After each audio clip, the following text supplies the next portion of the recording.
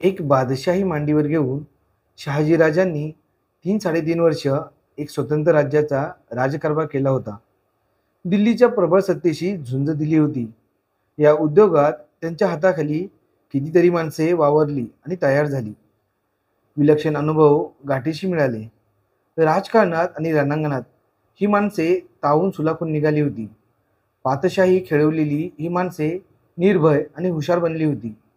या सर्वांना शहाजी राजांनी आपल्या बरोबरच घेतले होते.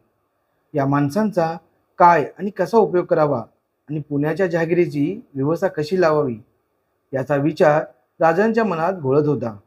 नेमकी त्याच वेळी त्यांच्या मनात कल्पना उमलली की पुणे जहागिरीची व्यवस्था यातीलच एका हुशार तरबेज माणसांच्या हाती सोपवावी.